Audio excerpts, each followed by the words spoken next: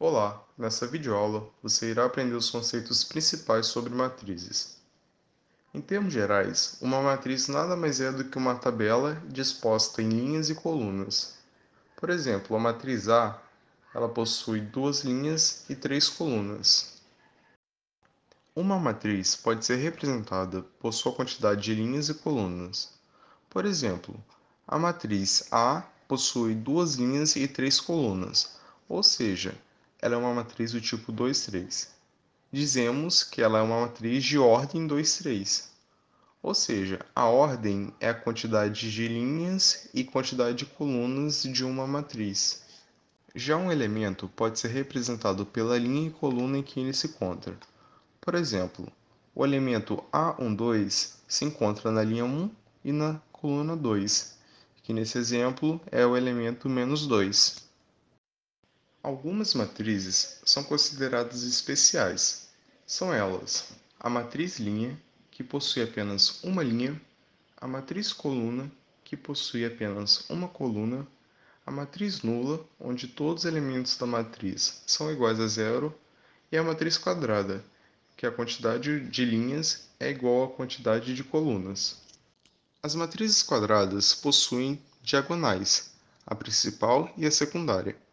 Os elementos da matriz que fazem parte da diagonal principal são aqueles que possuem o número da linha como o mesmo número da coluna.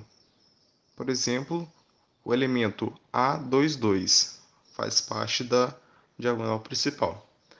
Já os elementos que fazem parte da diagonal secundária são aqueles cuja soma do índice da linha com o da coluna é igual a n mais 1. Dado as matrizes A e B, para que elas sejam iguais, é necessário que elas sejam da mesma ordem e que os seus correspondentes sejam iguais. Elementos correspondentes são elementos de matrizes diferentes com o mesmo índice de linha e coluna. Considerando duas matrizes A e B da ordem Mn, a soma delas resultará na matriz C, também da ordem Mn, dada pela soma dos elementos correspondentes de A e B. Matriz oposta é o simples resultado da troca de sinal de todos os elementos de uma matriz. Efetuar a subtração entre matrizes é a mesma coisa que realizar a soma de uma matriz com a matriz oposta das outras. Para entendermos as propriedades da adição de matrizes, consideraremos as matrizes A, B e C sendo do tipo Mn e 0 sendo a matriz nula, também do tipo Mn. A propriedade comutativa da adição afirma que você pode somar duas matrizes em qualquer ordem e obter o mesmo resultado. Por exemplo, A mais B é igual a B mais A. A propriedade associativa afirma que você pode alterar o agrupamento em uma adição de matrizes e obter o mesmo resultado. Por exemplo, você pode somar A à matriz B primeiro e depois somar a matriz C, ou você pode somar a matriz B à matriz C e então somar esse resultado à matriz A. Como já dito anteriormente, uma matriz nula é uma matriz em que todos os elementos são iguais a zero. Então, quando uma matriz nula é somada a qualquer matriz A, o resultado é sempre A. A propriedade do elemento neutro diz exatamente isso. A propriedade oposto ou propriedade da inversa aditiva nos mostra que, ao somarmos uma matriz à sua oposta, o resultado sempre será nulo. Para se obter o resultado de um produto de um número real por uma matriz, basta multiplicar todos os elementos da matriz por esse número real, como podemos observar neste exemplo, onde se obtém o resultado da multiplicação de 6 pela matriz A, apenas multiplicando todos os elementos da matriz pelo número 6. Determinar a transposta de uma matriz é reescrevê-la de forma que suas linhas e colunas troquem de posições ordenadamente, isto é, a primeira linha é reescrita como a primeira coluna, a segunda linha é reescrita como a segunda coluna, e assim por diante, até que se termine de reescrever todas as linhas na forma de coluna.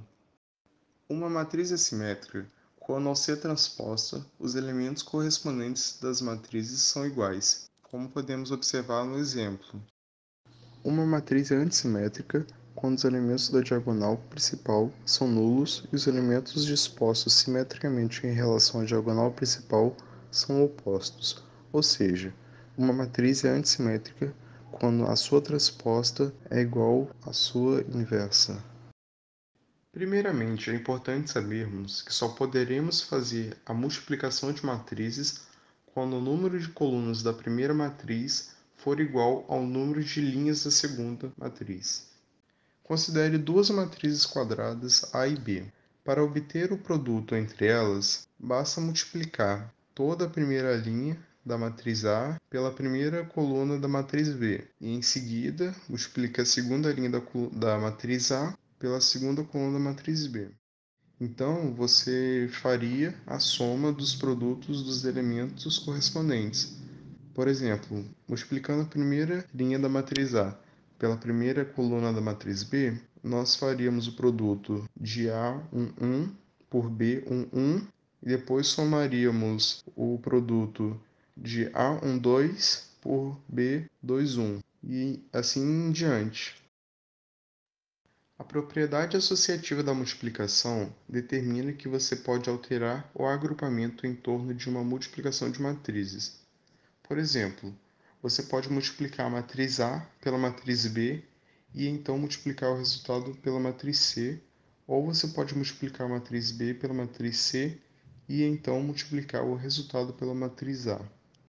Podemos distribuir matrizes da mesma forma que distribuímos os números reais. Se uma matriz A for distribuída pelo lado esquerdo, certifica-se que cada produto na soma resultante terá A à sua esquerda.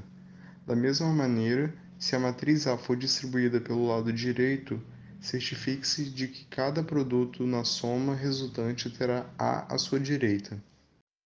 A matriz identidade é uma matriz cujo todos os elementos da diagonal principal é igual a 1 e todos os elementos restantes são iguais a zero.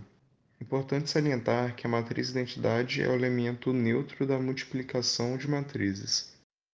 Já a matriz inversa ocorre quando o produto de duas matrizes resulta numa matriz identidade de mesma ordem.